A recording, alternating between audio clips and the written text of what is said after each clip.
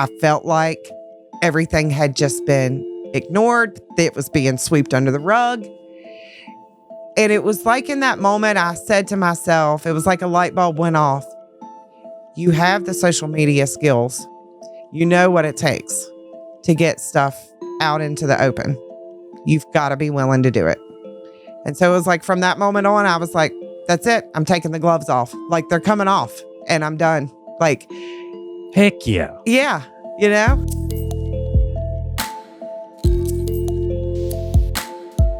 Welcome to Creepalachia. We have a very, very important episode for you today. I am thankful to be joined by Amber Kidd, who has traveled all the way from Virginia. Which city? Charlottesville, which is what, 4 hours? 3.5. 3.5 hours from here. So thank you for joining us, and go ahead and give people an overview.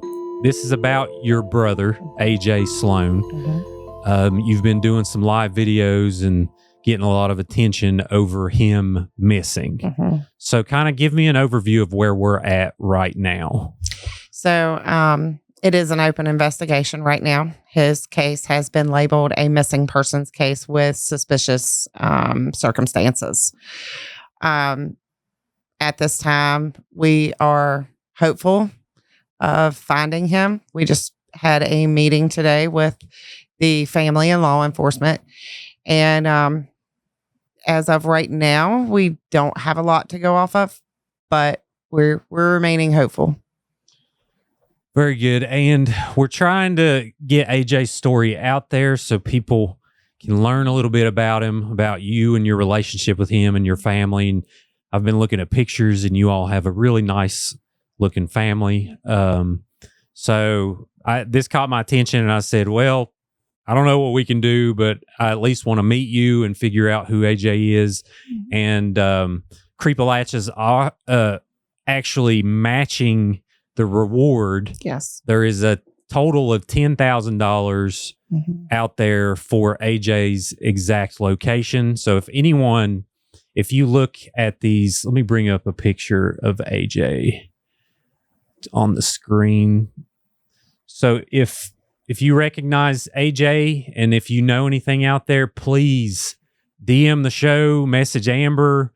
We're going to give you some resources to contact the Greenbrier County Sheriff's Department, all kinds of stuff. Mm-hmm. So let us know. And if we can find his exact location where he's at, there's a $10,000 reward. So that's kind of an overview. Let's go from the beginning. Mm-hmm. Tell us about your childhood with AJ growing up. Where did you grow up? So we grew up on the west end of Greenbrier County. And so we were pretty close. I grew up kind of in Charmco, and he was more in Quinwood. He attended Crichton Elementary School. And growing up, he was just an amazing kid. He had a lot of personality to him. His smile was contagious. And he was a protector. And I think if I could really describe AJ in one word, that's the word I would use, is protector. He was always protecting me from, the bad things that I shouldn't see. And he was also just a great protector as far as just in general of things that would happen to us or things that we would be around. And he would just be like, oh, close your eyes, or, if something horrible came on the TV, he was like, close your eyes. And also, AJ had a great way of making our childhood. We grew up in different homes. We had shared the same dad, but different moms. And so he always found a way to make that normal, though. Like that was just normal, how normal people did it, And I love that about him.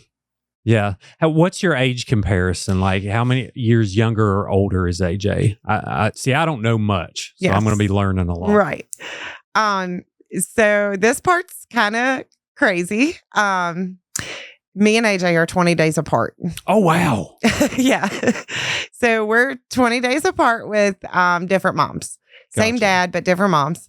AJ was born February 1st, 1984, and I was born February 20th, 1984. Wow. Yeah. So we kind of got to a point in our childhood where we were like, we're just twins. So that's what we told everybody because it was just too complicated to explain the rest, you know? Sure. I mean, all families are complicated. That's Right. a good one. Yeah. But that's, Yeah. So you mentioning like, he made that normal though. It Yeah, was like he y'all did. grew up and just. Yeah. And it was like, he was the one that kind of initiated the whole twin thing. Because if we would be at like football games together or, you know, people would be like, so, you know, how are you guys? Like, you guys look a lot alike. Like, how are you related? And he literally would just be like, oh, we're just twins. We're twins. And so he kind of was the one that started that. And it was, again, another way to protect me from having to answer questions that I probably didn't know the answer to at such a young age, but, you know, didn't know how to answer it really. And I think it was just his way of making it normal. I mean, he was just like, hey, they don't know. So who knows? You know, Sure. it doesn't matter. How unique. Mhm. So, you know, growing up, did AJ, like, what kind of hobbies did he get into? Was he active in sports or anything? Or So AJ was a football player. And he dabbled in basketball. However, I do feel like football was more his sport. right. He loved hunting. He loved to hunt. He loved to fish. He was very outdoorsy. And if you wanted to ride a four-wheeler, I don't care what time of day it was, he was game. Like Really? he was ready to go. Yeah. That's cool.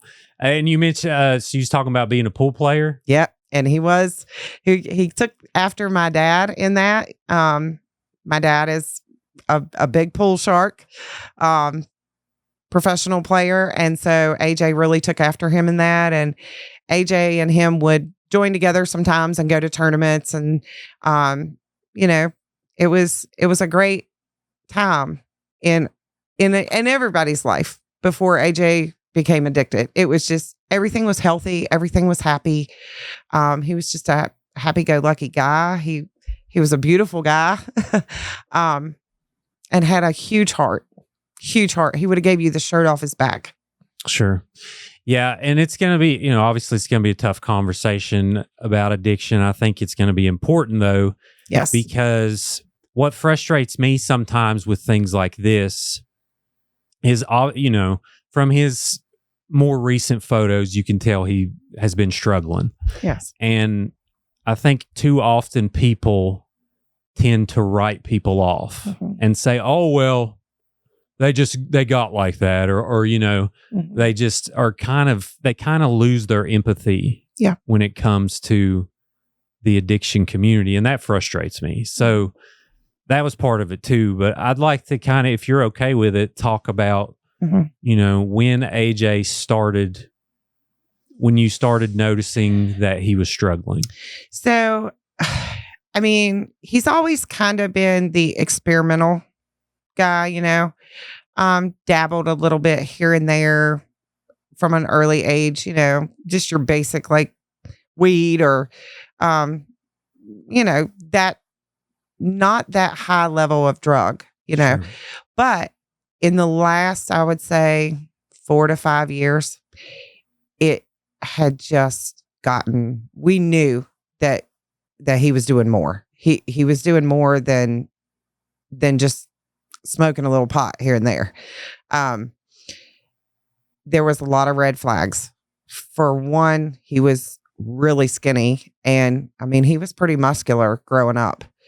And he was just so skinny. Cheeks were sunken in.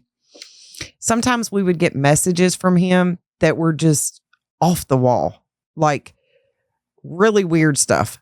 And it would just, we were like, well, where'd that come from? And like, you know, he would reach out and say, I'm homeless again. and I don't have anything to eat. I'm hungry. And we would say, well, why are you homeless? And why are you hungry? And he would never say, and just get mad at us for, bringing up drugs or anything like that. But back to how it all began. I mean, we really don't know where he took that wrong turn. We just could see it happening. And in the last, I would say 2 years, it even got worse. I mean, he looks so bad. And he looks 80 years old and he's 41. And it's heartbreaking to see the effects and how fast it can take a person down. Yeah. Yeah, I was really struck by that too. And you say he's 41? He's 41. Okay. Mm-hmm. Yeah. And he just turned 41. We both did. Oh, yeah, February. Yeah. Yep. Yeah. Well, happy belated birthday. Thank you. So what was that like for you personally to witness your brother struggling, who you grew up with, who was a protector? So without going into too much detail, on February 4th, I celebrate 9 years of sobriety myself. Congratulations. Thank you. That is awesome. And so I immediately recognized the signs. And I was like, oh no, this ain't going to be good. Because AJ was very headstrong. And, for me personally, trying to reach him, I mean, we tried a lot to, like, I had him a bed at a ministry back where I'm from, or, back where I'm living. I had a bed for him and they were willing to take him into their 12-month program. And I said, AJ, I'll drop everything I'm doing and I will come now and pick you up. And I can't come, I can't do that. I can't leave my kids. And he wasn't seeing his kids anyways. So it was like, you knew that he was just making excuses. Sure. And he was like, I promise you, sis, I'm going to figure this out. I'm going to figure this out. He always said that to me. I'm going to figure this part out. I've got to do it on my own. And he always was like, you got to let me do this my way type of thing. And having recovery and being in recovery myself, the first thing they teach you is to help others. And the fact I couldn't reach him broke every being of my body. And it just, I've begged and pleaded. I've prayed. I didn't know what else to do. Sure. And that was around Thanksgiving. Is that correct? So that was actually 2 summers ago. Oh, so you're okay. Like, gotcha. So yeah, we're talking about, Yep. Talking about like back, when we first found out that he was getting really, really bad, there were several of us that tried. His other sister had him a bed as well somewhere else in Parkersburg. His mama took him to the hospital. They actually kicked him out of the ER because, he wasn't clean enough. Sure. And that's another problem that I think a lot of people run into. Rehabs say you have to be 72 hours clean. The hospital are like, you're too high to be in here. And like, where do you go? Where do you go for help? Yeah. Yeah. And it's not like you're not asking AJ to be accountable. Obviously, you all are holding him accountable. Yeah. And I think it's possible to hold people accountable empathetically. Yes. Call me crazy. Yeah. But I think it's the easiest thing in the world to just, throw your hands up or just throw money at the problem and just say, all right, just leave me alone. Mm-mm. No, and we, me being in recovery, I had already learned some of this. Sure. And so I was like, AJ, I'm not going to enable you. I'm not going to just give you cash to purchase whatever you want. I will buy you food. I'm happy to do that for you. If you are hungry, I will buy you food. And on several occasions, I did. I would PayPal a girl that worked at the store that he could walk to, and she would give him the food. And then she would send me the receipt. And, these were the boundaries that we had to take in order to keep. We kept not saying that we wanted to not be around AJ, But in order to keep us safe, because we didn't know the people he was hanging with, and we didn't know from day to day what type of mood he was going to be in. He would never hurt anybody at all. But if you've never dealt with addiction, you just don't know what it's like until you're walking in those shoes. Sure.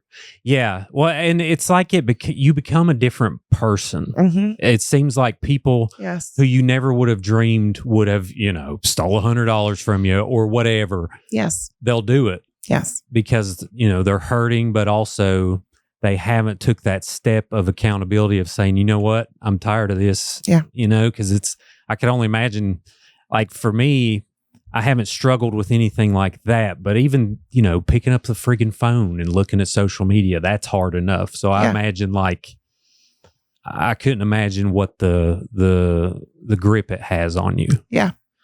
And I think I would love it if a majority of people's first inclination would be to say, you know what, let's help. Yeah. Instead of, no, he kind of looks addicted. Like, let me... I got bills to pay. I'm not going to really, you know what I mean? I just don't feel right about that. I mean, I stopped a girl today, just to be honest. I was riding through some of the neighborhoods where he was last seen, and some of them. And I stopped a girl today, and she said to me, I really appreciate what you're doing and speaking out, because even though we're addicts, we're still human. And I said to her, and you're still beautiful. Don't ever forget that. For sure. Yeah. These are people. They are.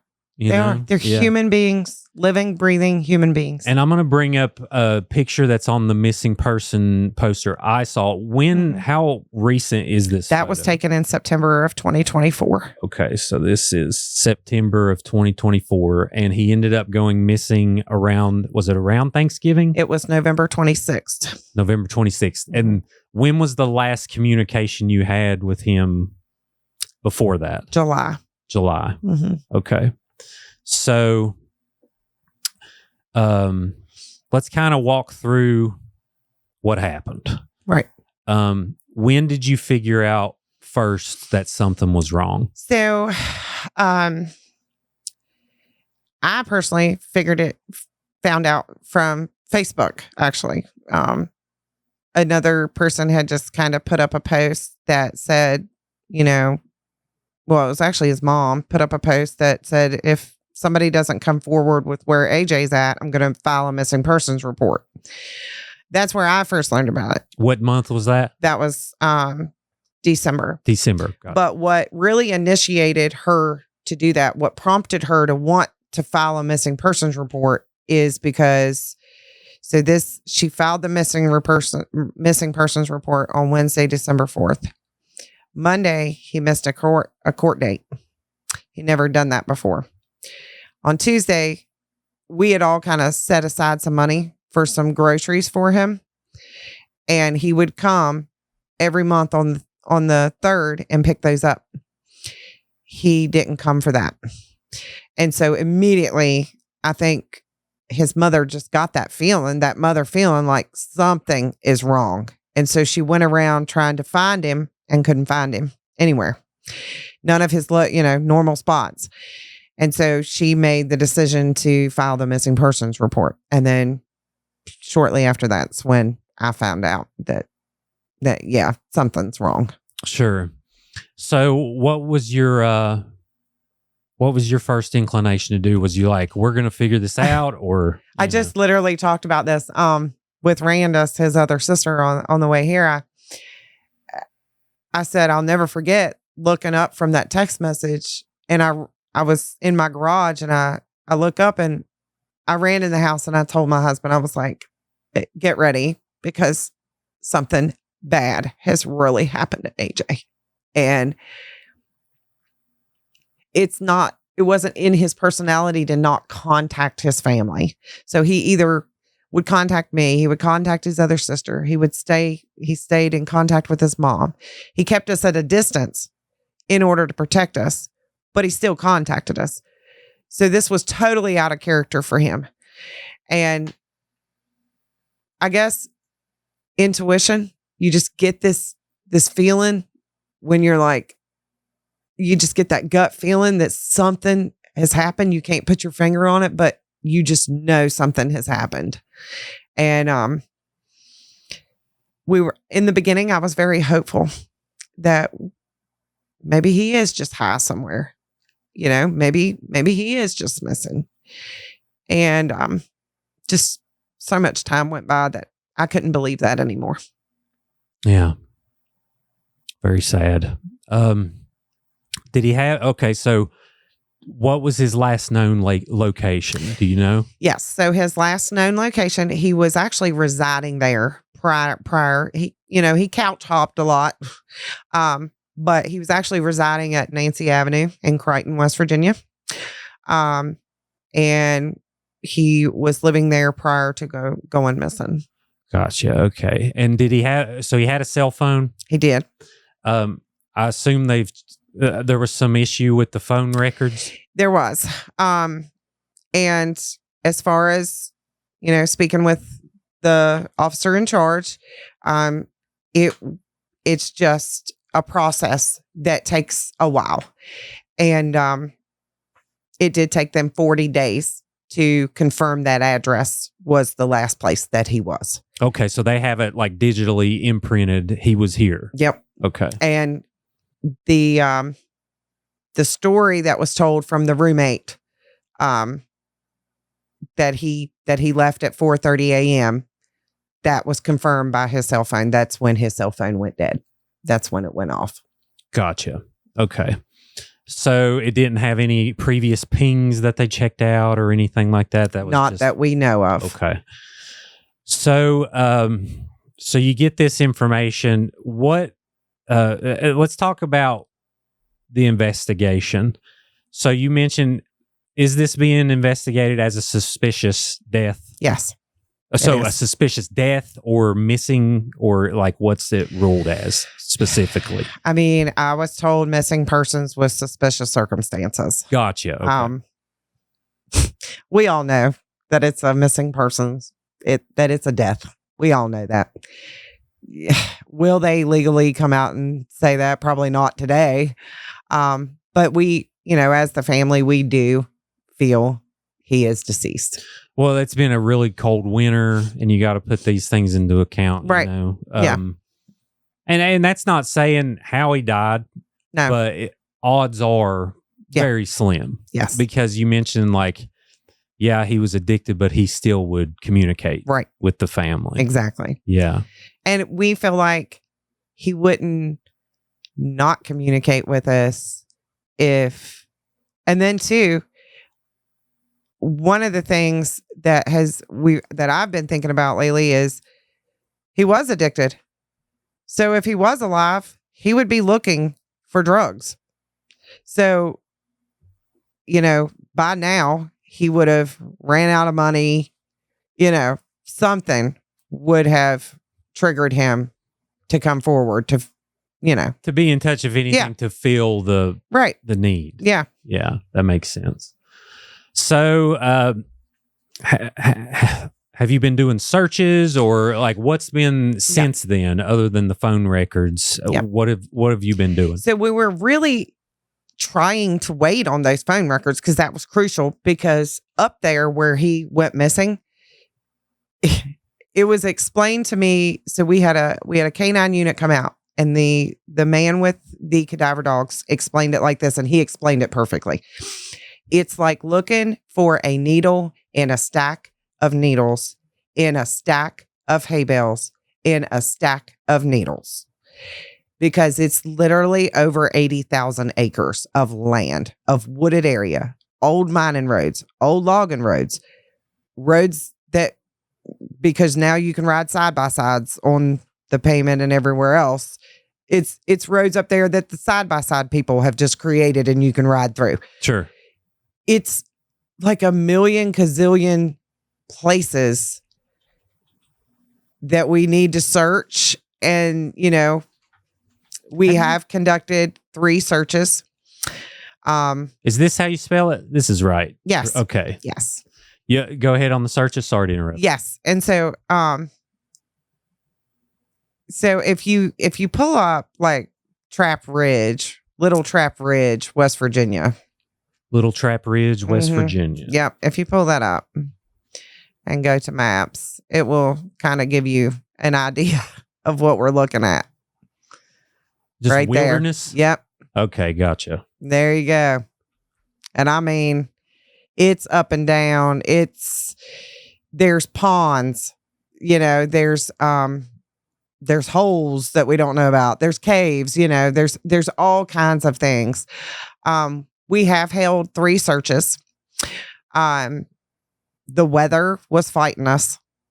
The day that we had the biggest search, which is, I say biggest, but we had the most people we had 23 people pouring down the rain, 20 degrees up on the mountain. It was probably lower than that because the higher up you go, the colder it gets. And it just made it almost impossible. And it's like every time we go to search, we get a blizzard, tornado comes, it just feels like the weather is fighting against us. And that was the other thing back in January. I mean, they had 34 inches of snow up there.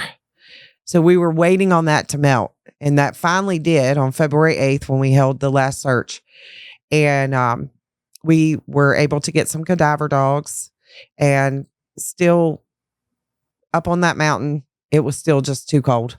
And it was just, we were basically told we really need to wait till spring. Sure. How many people were on the search? 23. 23? Mm-hmm. Okay. You know how many miles you went? Did you do grid patterns? Yes. So basically the dogs when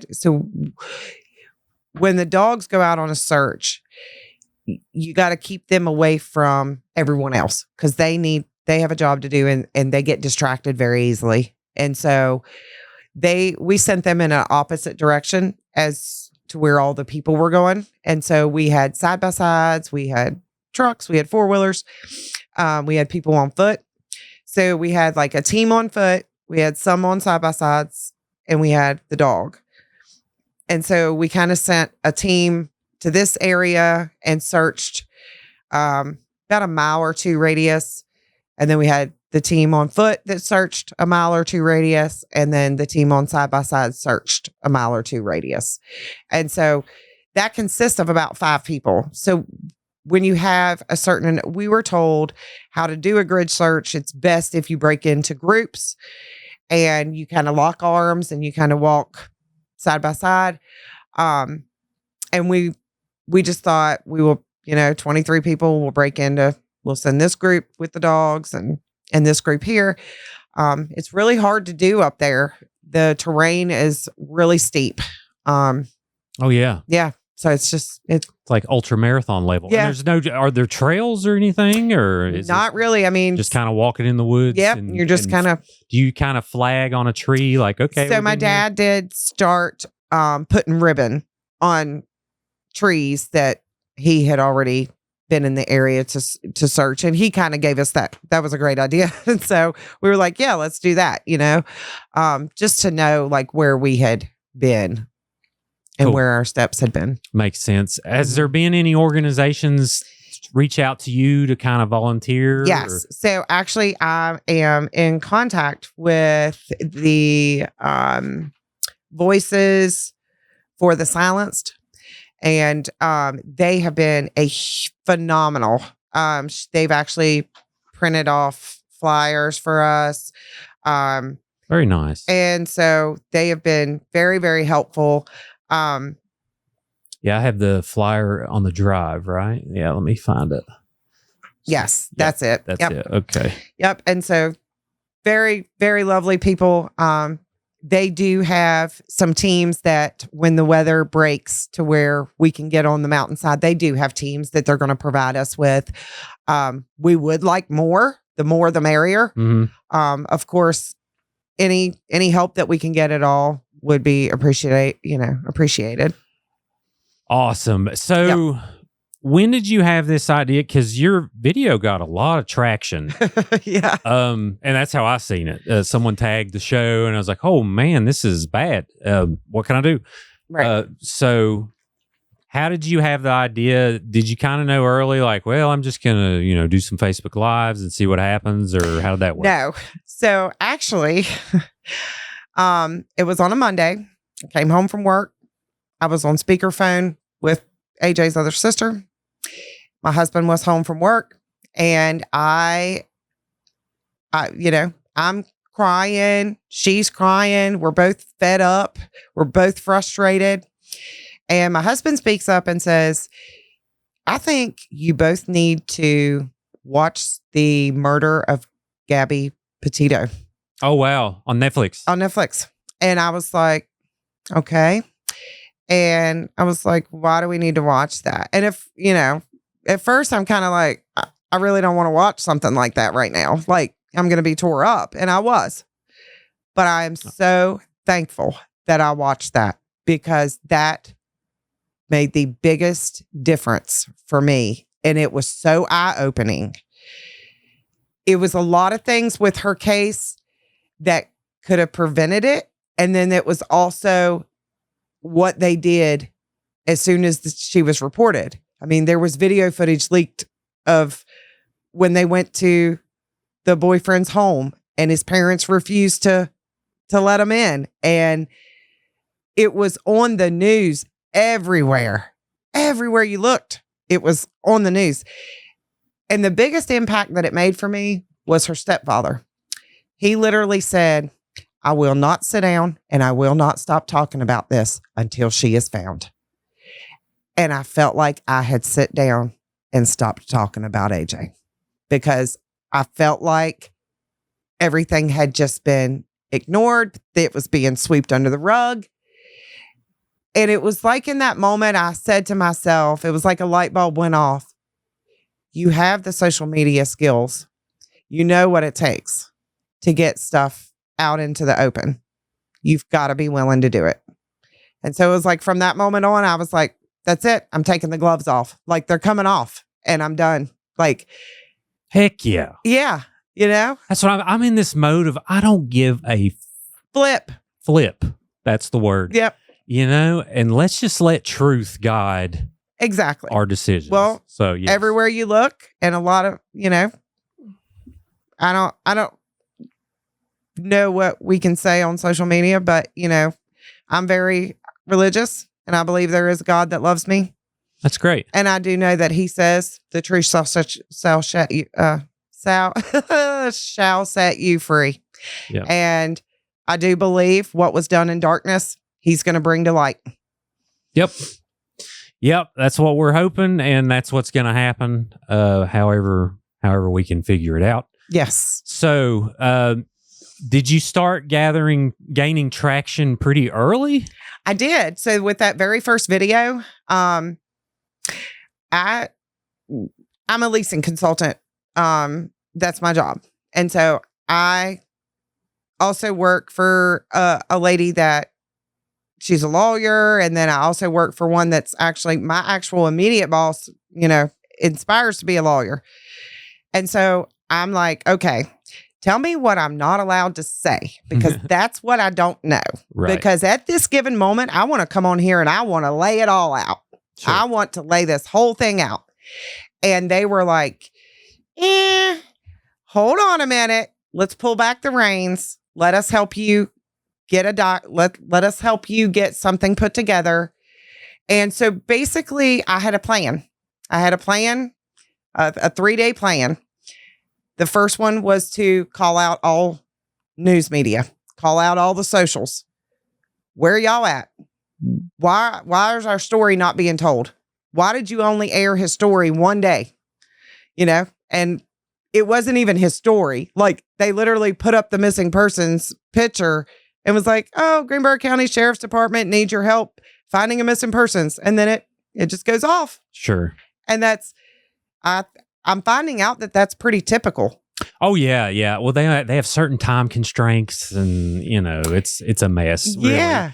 And also too, devastatingly enough, there's a lot of people going missing, and then I'm sure they have, like you mentioned, Gabby Petito. Yeah. Well, Gabby Petito wasn't addicted. No.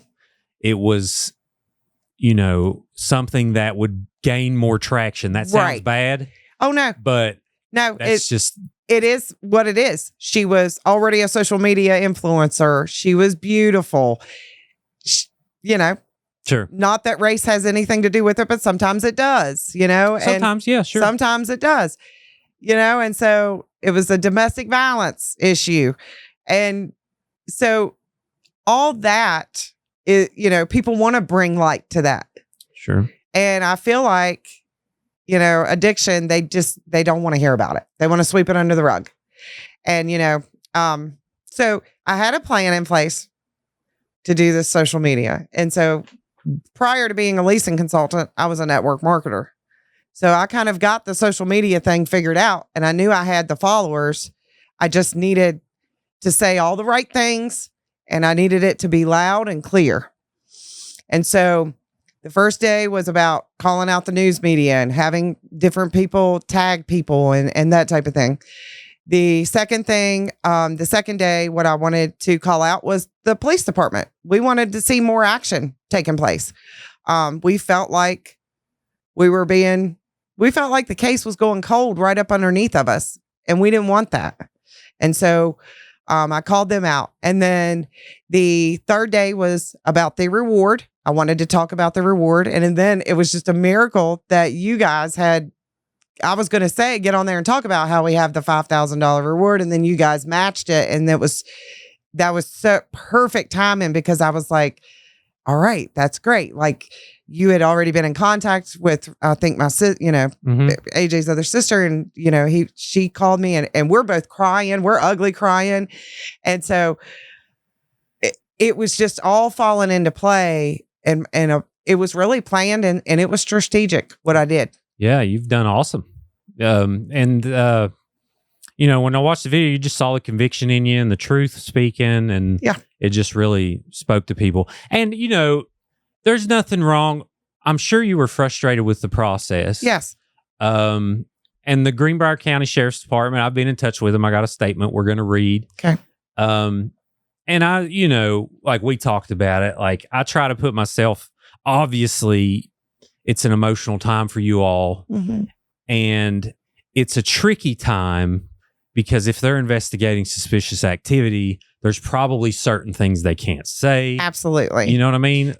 And we had to learn to be patient. And, over the course of my 9 years of being sober, I have had to learn a whole different kind of respect for cops. And, when I was active in my active addiction, I didn't like cops either. And so it was hard to trust. And so, trusting that they were doing the correct steps. And, as far as the phone records go, it has taken over 40 days and we still don't have all of them. That's frustrating. It is super frustrating. And whether it is a due diligence on the police's part or whether it's due diligence on Verizon. That's what I'm guessing. But yeah, I go ahead. Sorry. We were taught, the cop literally looked me in the face today and said they're still dragging their feet. And that's Verizon. And I'm also hearing, different things about Facebook, different things about Instagram, different things about TikTok, even Apple products. It is so hard, even with a warrant, to receive the information that they need. And if we would have had those phone records, I can't even help to think. My heart just keeps going back. If we'd have had those phone records, we could have maybe found him alive. Well, every little bit helps at this point. Every little bit. And that's all the evidence we have. There's no security cam footage. There's no eyewitnesses. There's nothing. It's just that GPS point. Yep. Okay. All right. So you have a statement too from the Senator Helton? It is Senator. It's Brian Senator Helton? Brian Helton. He actually wrote this on March 3rd on his Facebook page. And so, okay. You go ahead and read, and then I'll get mine ready. Yep. So, West Virginia is facing a crisis unlike any we have ever seen in the history of our nation. Drugs are ravaging our state. Southern West Virginia is getting hit particularly hard. I'm honored to be chairman of the Substance Abuse Committee, and I take this role very seriously. What we're doing right now is not working, and we have to take the steps to fix it. We have the highest addiction and overdose rates in the nation, and it's not even close. We lead the nation in the number of prescriptions filled per capita. We have the highest percentage of children entering the CPS system in state custody in foster care or being raised by grandparents. We have the highest level of babies being born addicted to fentanyl and Suboxone, and we are right at the bottom for the lowest birth weight for newborns in the nation. The children of West Virginia are more likely than any other state to become the first victims. We are dead last when it comes to the overall health outcomes, dental wellness, hepatitis, and many other diseases and elements that come from the street. Homelessness is plaguing all of our major cities across the state, and it's spreading out across the counties now as well. Across all age groups and genders, we have the lowest workforce participation in the nation. It's time for a different approach to make real progress in the fight against this scourge on our state. Oh, yes. Yep. I totally agree with all that. Me too.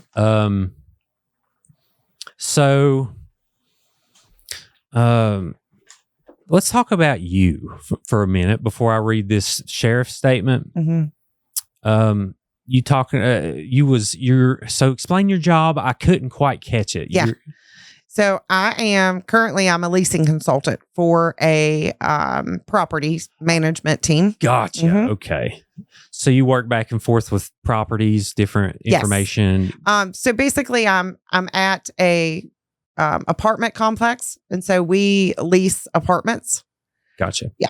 That's what we do. Okay, cool. And you had the social media background from your previous job? Yes. Okay. Yep. I was a multi-level marketing, basically MLM. And so I worked for a company called Plexus, and just learned, and along the way, I'd been with them for 5 years. I'm still with them. And I learned a lot about social media and just different trainings that I had set in. Found out that marketing is my passion. I love it. And so I already had the following. I saw that. How did you build that? So just throughout, throughout the start of my Plexus business, just talking to different people, going to vendor shows, just always Facebook friending people out in the community that I live in, just being very involved in all the groups and all the things. It was my job to build this platform, because it ultimately made me money at the end of the day, selling to different people and different, I really loved helping other people, and I needed to find a business that allowed me to do that. And now I found two. So it's really cool. That's great. Do you mind if I ask you about your 9 years? Absolutely, you can. So for you, how did you figure out what worked?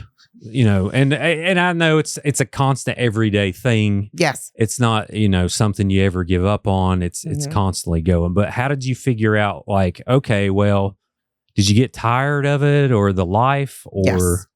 So basically, my husband did not know what was happening. He didn't know that I was using. Caught me red-handed and threatened to leave and take the kids. And they were literally my world. And that was the moment that I hit rock bottom. And it was like, okay, I'm not going to let that, I'm not going to allow that to happen. I've got to make a change. So I started attending Celebrate Recovery. And I went to that for a year. Every single Friday night, I never missed. There, I gained a lot of tools.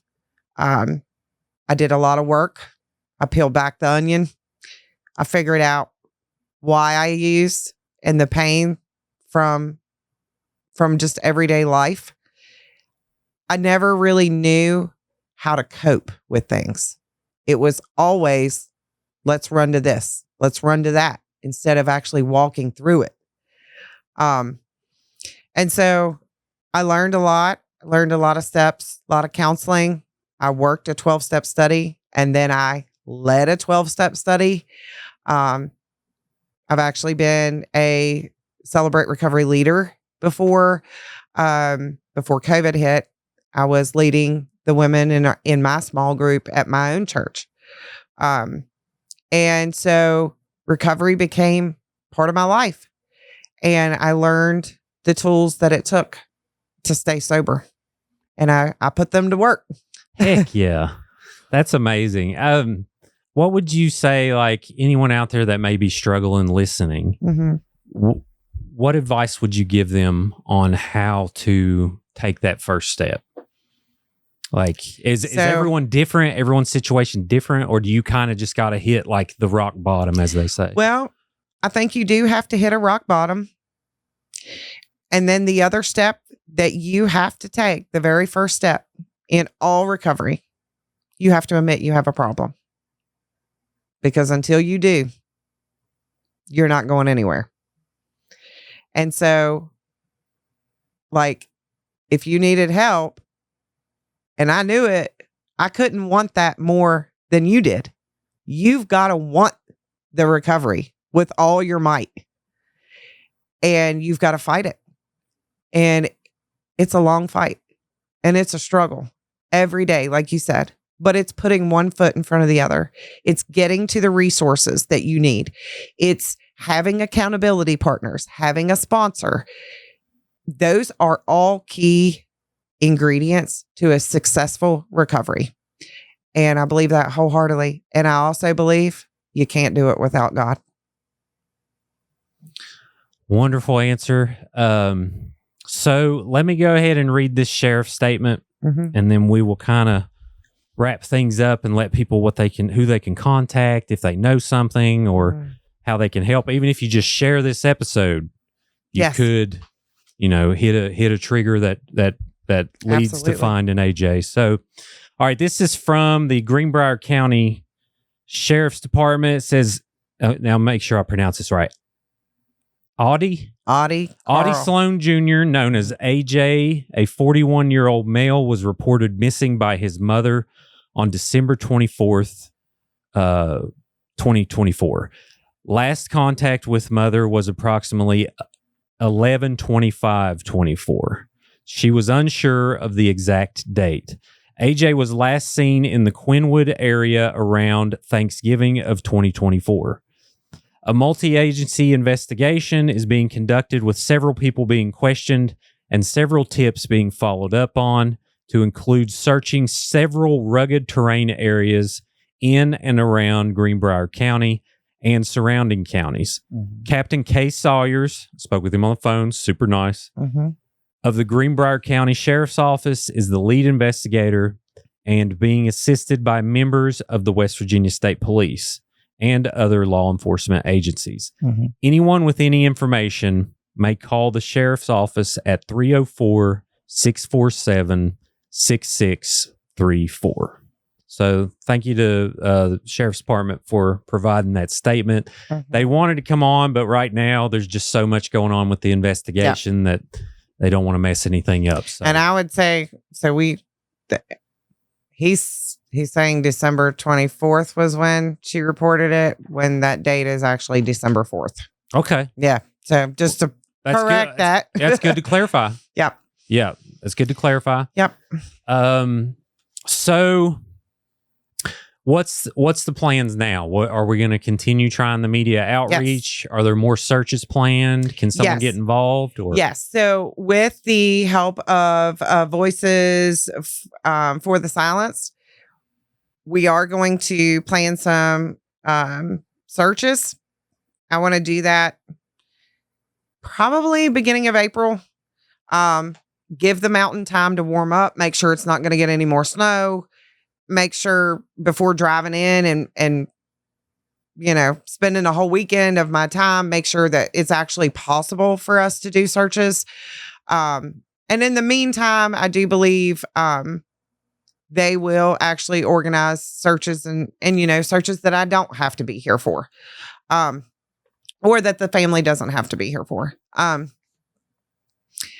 So I do plan to keep on with social media because I feel like it's the one thing that's working. It's the one thing that's putting his name out there. It's the one thing that has shared the story. And at the end of the day, if he is deceased, I don't want him to die in vain. I want there to be purpose in all this because I know I serve a good God, and I know that in the darkest of storms, there's purpose. And this has been a real dark time for me and my family, and I know there's got to be purpose in behind it. No doubt. How many siblings are there? So AJ actually has 3. 3. Mm-hmm. Well, Amber, we're going to find him. Daggone it. Yes. Thank you to, am I saying it right? Creepalachia? Creepalachia. Thank you guys. That's usually the mispronunciation is Creepalachia, but so everyone knows, and it's not Creepalachia to anyone out there. Okay. There are no Creepalachias out there. So right. No one ever say that. But yeah. That's it. Okay. Well, we want to thank you from the bottom of our hearts for matching our $5,000. It means a whole lot to us. And we are just praying and hoping with all of our being that someone is going to come forward. We know there are people out there that know for an exact location. Like we know they exist.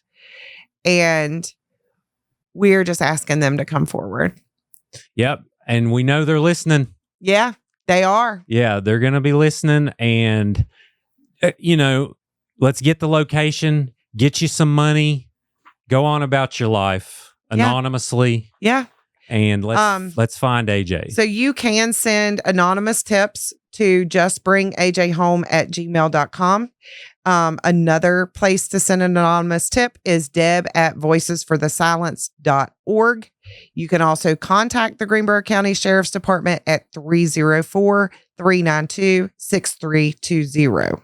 Got it. And I have that on the screen. Everybody be sure to screenshot that. Yes. And Amber Kid on Facebook, 2Ds.